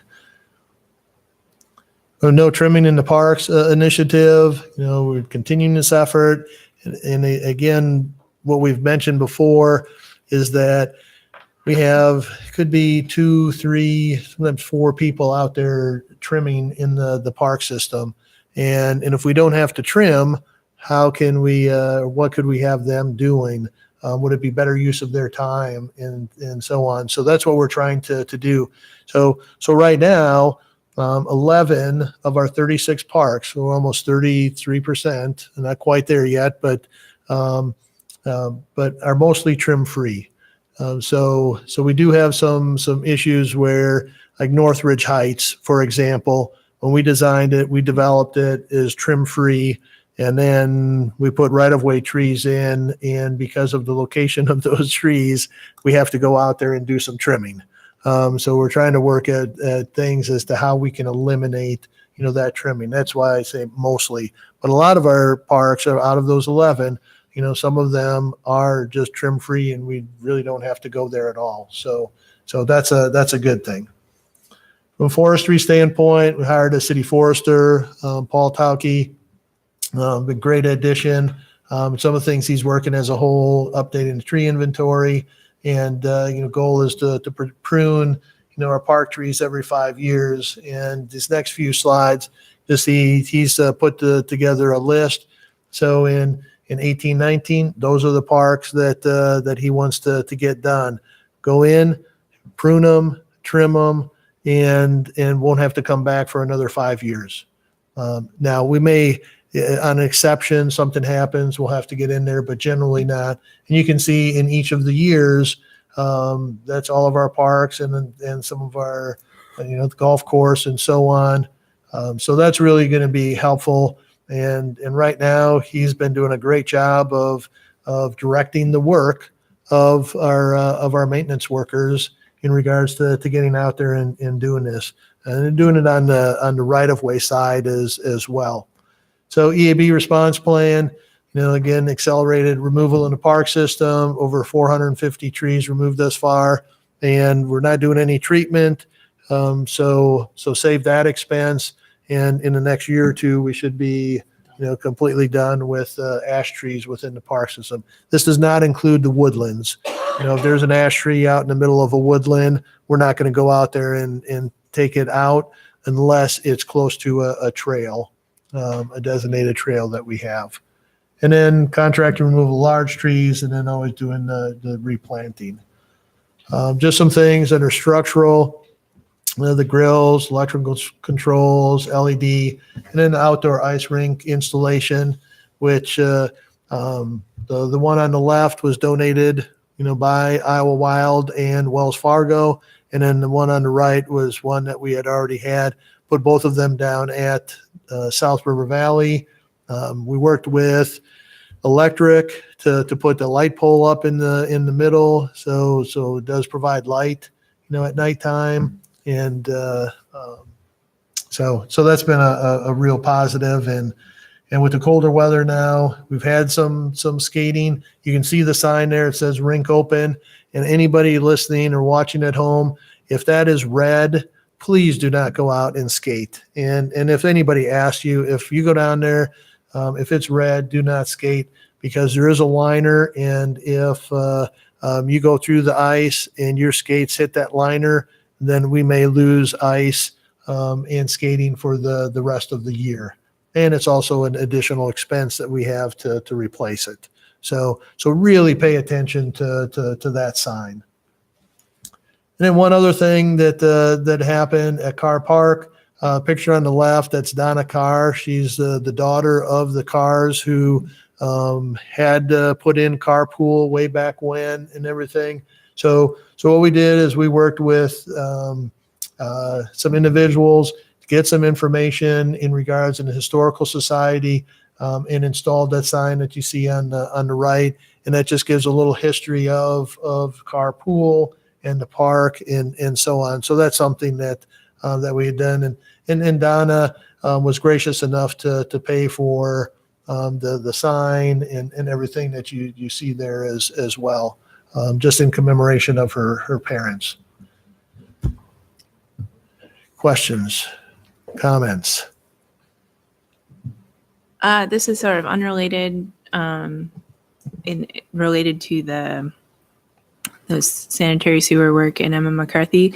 We were just like on the east end of Emma McCarthy on the same side as the bridge, and there was a bunch of trees removed to the creek. Is that part of that? Have they been out there? It looked recent, so Do you we know were just what out she there was this weekend. I don't referencing? know. Where is this at? The east end of Emma McCarthy Oh, on the same side as the bridge. Emma McCarthy or McCarthy Lee? Or Emma okay, McCarthy Lee. sorry. I was confused. Yeah. They had to take some trees out because Yeah. to get the bridge out. So the So bridge had are you floated saying down east of river. the tennis courts? Yeah. Yeah, they had to. The old bridge. The old Joe? bridge was hung up after it Okay. floated down the river. It got hung up, and to be able to get equipment in there, we had to remove some. Ah, And the okay. trees that were not desirable. And I was wondering if they were already starting on some of that storm sewer no. related tree removal, but we were just out there with the dog No. this weekend, so I know we noticed it. So Nope, good question. Anything else on this one?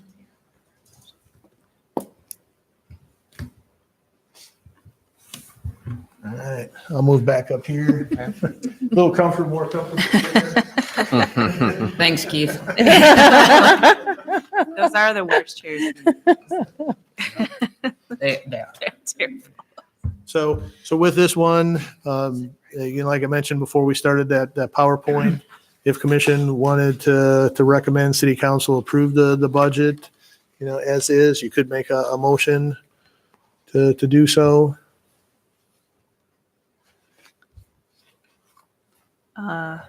Make a motion to recommend the budget as reviewed to the city council. Okay, we have a motion on the table, which would be for option one, which would be to Oh, no, we're not doing fees and charges yet. Just with. This is just a approve the budget. recommendation. The budget. This isn't Oh. an action item. Oh, I'm confused. Okay. All right. Go back to, all right, so I'll second. we have a motion and a second,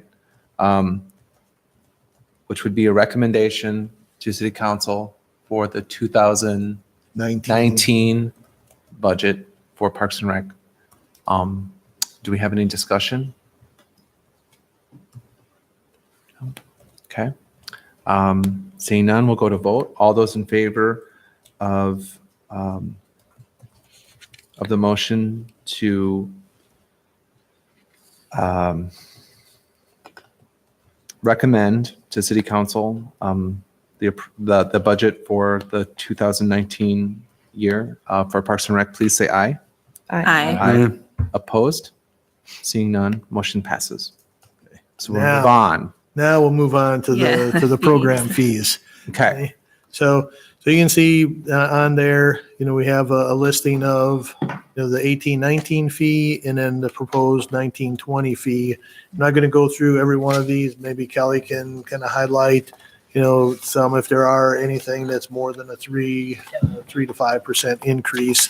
And then, attachments A, B, and C, relate to city auditorium and then band shell, as well.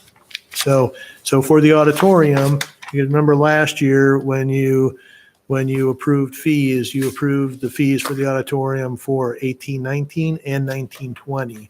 So this year, what you're doing, 19-20 has already been approved, so you're just approving for 2021. What we want to do is get into that same thing with the band shell. So this year, there are two of them listed here, so 19-20 and 2021 is what you'll see. So I guess, Kelly, if you want to answer the question from Jeremy earlier, and then if there's other questions, rather than going through each one of these, go ahead. Yep. So the two areas that I know off the top of my head that would be a higher increase, 5% or more, is some of the Homewood season golf passes. And that's in efforts to try and eliminate some of those passes. We had, I think, 10 last year, and we're on a 6-year plan, and we're in year 4 of a 6-year plan to try and reduce the number of season passes we have. So that's one area where the increase is higher than a 3 to 5% is some of those season passes. And the second area is municipal indoor swim passes during the school year. Those are going up more than the 3 to 5%. So those are two areas I know for sure that are more than that. Yeah. But most of the other programs fall within that 3 to 5%. That's, Ice arena rates, auditorium, all those and programs for the most part as well. Mhm. No, I agree with going up I do. at just a very basic rate every year rather than Yep. trying to move stuff too much. So Yeah, and occasionally there, like I said, there's some exceptions or something happens that we need to go up a little bit more with it. So again, what we just shared with you regarding our budget, these fee increases are included, into that budget presentation.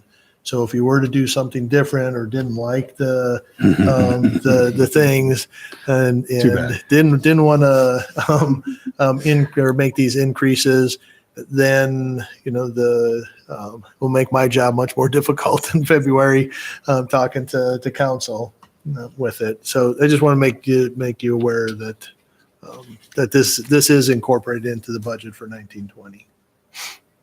yeah, I'm just looking at through the list and everything seems very reasonable and what an average person should expect, So Yeah, I think it's still a good deal, actually. yeah, and Better that's the than thing, nothing really gets, I feel like the value is definitely there for all these programs. So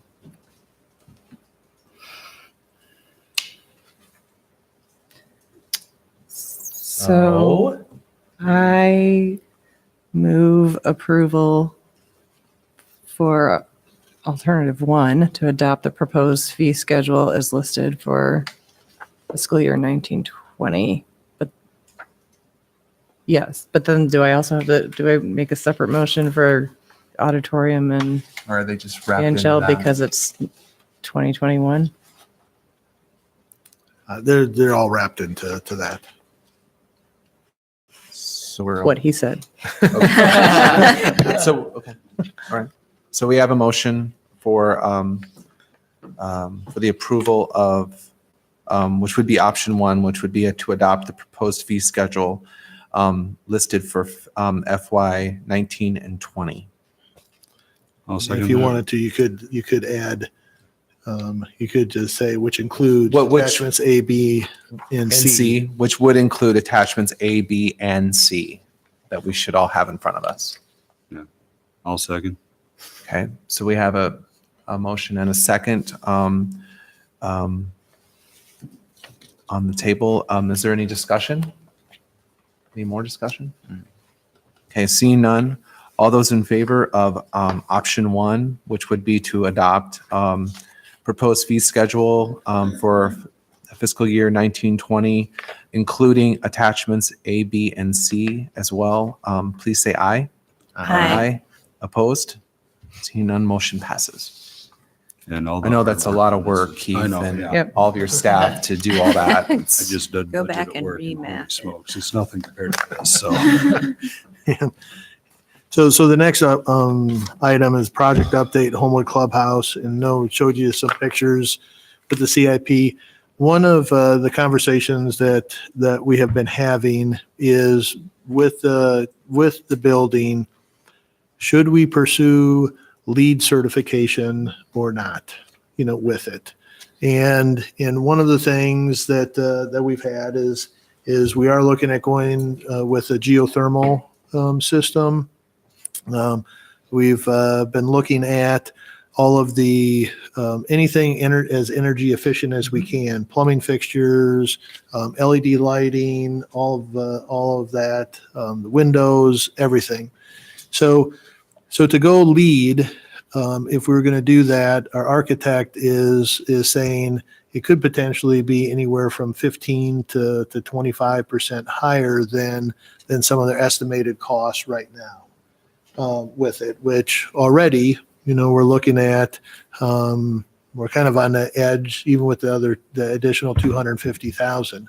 So one of the approaches that we've been looking at or have been discussing is doing what we can, where we can, to be as energy efficient as we can. Now,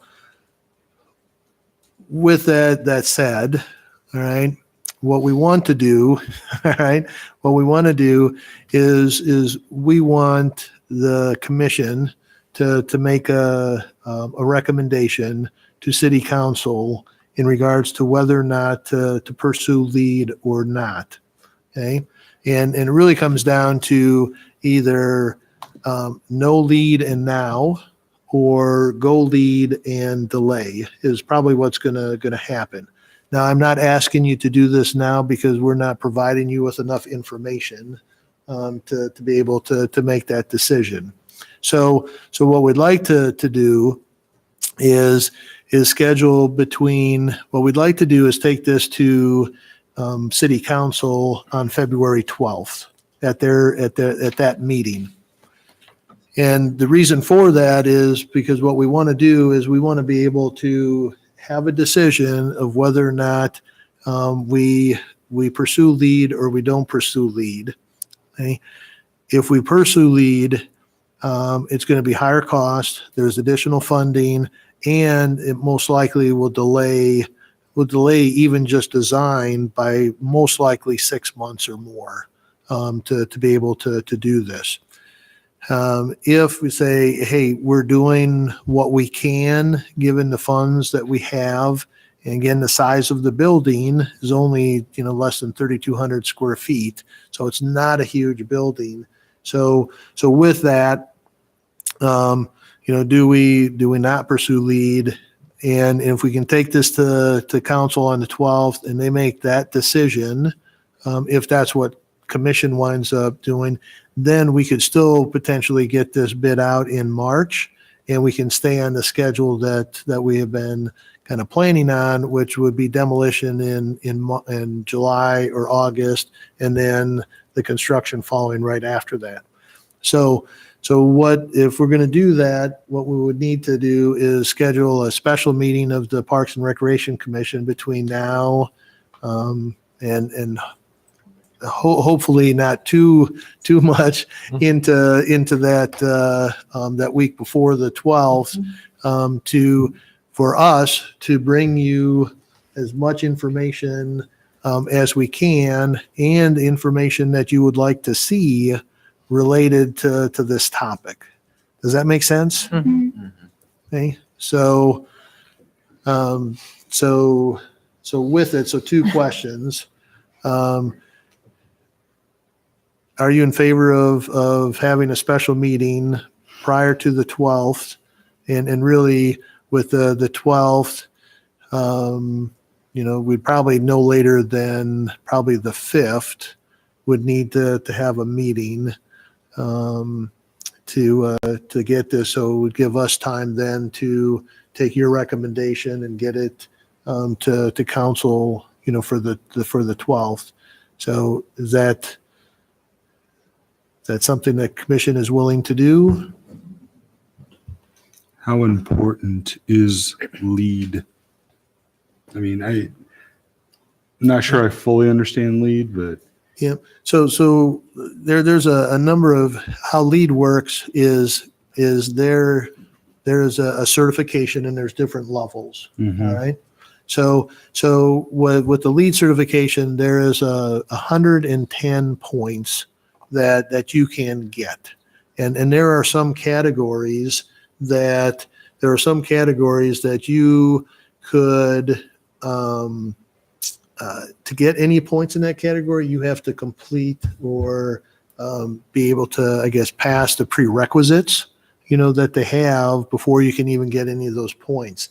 Some of those, and we'll put this into a report for you, but some of those things, I don't think we'll meet those prerequisites, so we wouldn't be able to get any of those points. All right. So out of the 110 points, to be lead certified, you'd have to have at least 40 points. and what do those points get us? Okay. It just gets you the certification. That it's just a. And what do you do with the say- certification? It's just saying. Brag about it. Yeah. Yeah, It's gonna be super- It's basically saying that you did everything in your power to build something that's energy efficient. And there's transportation, and there's transportation points that we wouldn't get because you have to be within a quarter mile of of a bus stop. We're not within a quarter mile of a bus stop, so we wouldn't get any of those points. So right now, so just to give you, so 40 points, if you have 40 points, then you could say that you're a LEED certified building. If you had 50 points, you could be a silver LEED certified. If you have 60 points, it's gold. And then I think anything above 80 was platinum, with it. So how does it tie in, or why is it important?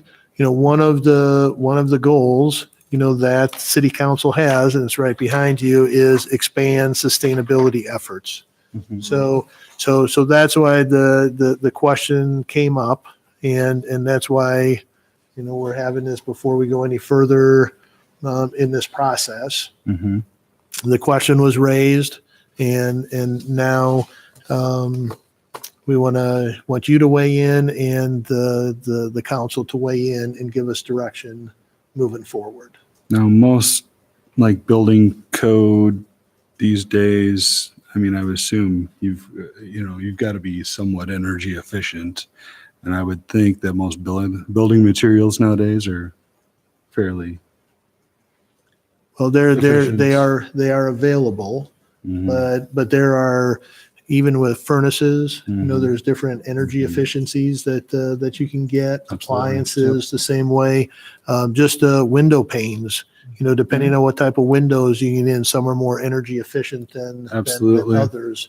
So yes, there are materials out there, but doesn't necessarily mean that everybody is using all very or high energy efficiency. Do you think this specific building poses a risk to like being inefficient with maybe the amount of glass that I saw? Well, there's rules too that if your glass comprises maybe a higher or certain percentage of the overall wall space, then that's a concern, structurally and energy efficiency wise. Right. So we're not over that. We're below it.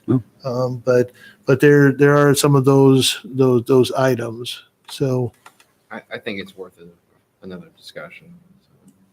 Just because I want to know more. So I think I'm not saying yay or nay right. one way or the other. Yeah, and we haven't provided you with enough information to say yay or nay. So something I would be interested in that, let's say, if as a commission we decide LEED certification isn't really worth it for such a small building that's not really like a showpiece building in the community or something like that. But what are some other things that we can do down the road? Let's say, in a few years we consider putting solar panels on to charge the golf carts. How much additional design would that take to plan for it now? And then maybe in 3-4 years, what would the associated costs be? And those types of things that maybe spread it out a little bit more, but we don't necessarily need the plaque, which is what you get for the LEED certification. We do what we can, with this facility and make it as energy efficient as possible. But I do agree it's worth, discussion just to see if it's such a huge hurdle to get the LEED certification and it's 20% more on top of a budget that's already 20% more than what we had planned for. I'd just like to find out if it's, if it is really worth going for something other than just bragging rights. Right. It's if you spend $200 more on those super energy efficient windows so you can get the $50 rebate from the city, and and it's not really saving you that much on your heat bill. I mean, if there are other tangible benefits. Yeah. Right. Yeah, this $750,000 clubhouse at 3,200 square feet It's already $1 million. is already moved up to $1 million, and now we're looking at 1.25 million. Yeah. For a clubhouse. Right. That's 3,200 square feet. Right. That is For tough the for Healthy us. Life Center, which it would be a really a showpiece Mhm. building, Yeah. the Healthy Life Oh, Center, yeah. pursuing it Yeah, but very early in the design phase for that. that sounds That might phenomenal. be something that the city would be more interested in pursuing. That's a much larger budget. but maybe it's going to be impossible to get LEED certification for that. But anyway, for something like this, that's a small project that we want sooner rather than later, I mean, there might be other things that we Right. could do at Homewood as well, like different landscape certifications or something. Right. They pumped out over 3.4 million gallons of water out of their irrigation this summer. LEED and that, I don't know how they balance out. Right. Sorry. But It's well water. It's not city water. okay. No, I'm just letting you know that. Just so you may not know that. So It's just kind of. The random things, Is there any other projects that the city currently has that are LEED certified or projects in the works? So Cyride building, that portions of that are LEED certified. The water plant is going through LEED certification, right now. And part of why they're going, if they went LEED certified, they were able to get $6 million in grants. So There we go. So right now, they were looking at, But it was designed in that fashion. it from the was, yeah, get-go? they were doing that from the get-go. Okay. And even there, I just talked with John Dunn yesterday, and they've done an initial submittal, and they thought that they would get 49 points, and they came back and they didn't reach the 40 just for certification, so they're having to do a second, submittal with it. And in this situation, our Sounds architect has gone through and said he thinks that right now that we'd probably be able to get, they feel confident about getting 23 points. And then there's 19 points that are maybe, which would get us to 42. And then there's a bunch of points that doesn't even think that we would ever Applicable. be able to get. Sounds like a really big investment for something that So, may or may not happen. Yeah. yeah. And that's just, So, Yeah. I'm more than willing to have a meeting and Yeah. discuss it. Yeah. I think Oh. there are some interesting things like as saying, with the landscaping or, thinking down the road, what could we do to say, our golf carts are charged by solar. Yeah, Power that's Film- a great idea. Power Film has the Heck yeah. golf cart. Put That's conflict solar of panels interest. yeah. There are to say range extender, but it's not. Homewood doesn't have that problem really. So. So what other information? We'll get you a summary of LEED. We'll get you, any grants? I mean, if they're going to give us grants for going LEED, maybe we can make up the cost. I think with Cyride, it was probably like a lot of transportation. Yeah, maybe we can talk to related. Cyride about coming down the street I on that think route. We can get those points. We just approved the recommended budget for CIP for the next 5 years. So what was that do to that? Though, and maybe you don't have to. You're okay. Yeah. There you have the yeah. With it, and that's something. So council has not approved the CIP yet. They, Right. they'll do that in March. So with it, I don't have an answer for you at this time. So, this is a very quick turnaround, but even for the season pass holders at Homewood, I don't know if there's a way to quickly survey them just to see how. I think everybody wants a new clubhouse. It's And is badly needed. Is it? Yeah, I feel like it's been pushed and pushed. right. and pushed. So, is it worth it? Is it worth surveying them quickly? To say is it worth the delay? Because they're the ones that are using it. I'm excited about the new community room, and Yeah. I think there's a lot of potential, and I Mm-hmm. think that has some income potential. So we're delaying all of that. So I'm For something that I want that from the maybe, meeting. maybe could happen. I'd also like to hear about the 23 points that we are going to earn, whether we decide to go with LEED or not, just to hear the different things that we're doing to be sustainable already with the building. Okay.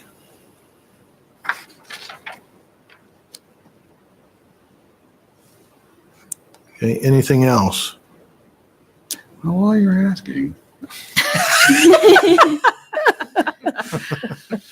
I'll just turn this over to Joshua and Kelly. Yeah. All right. Well, if you think of anything else, let me know sooner than later. So how about if what I'll do is I'll shoot you all an email tomorrow. I'll look at some potential dates, and because we'll obviously need time to put this together.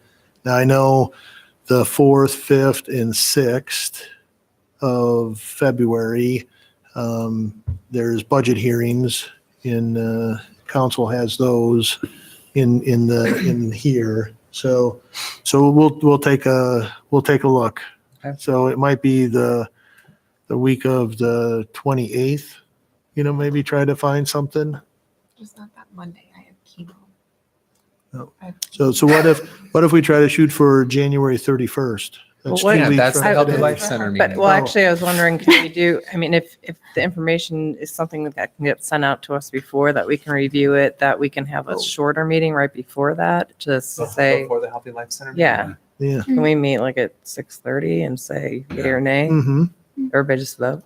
Yeah, no, we'll do a report and that'll go out beforehand. So you want me to What maybe time is shoot the for meeting at the Healthy Isn't Life? it Is that at 7? 7? 7?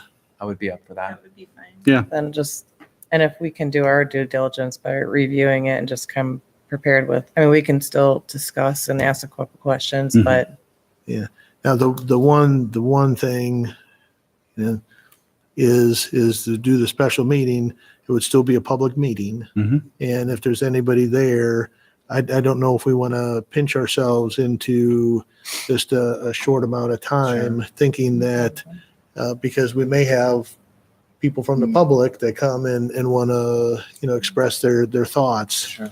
So that's just a concern that we don't want to miss the start of the Healthy Life Center meeting either. Mhm. So Pick a time, pick a date. I don't care. I mean, I'm available on the 29th. I can make myself available on the 30th. I'll shoot something out to you guys.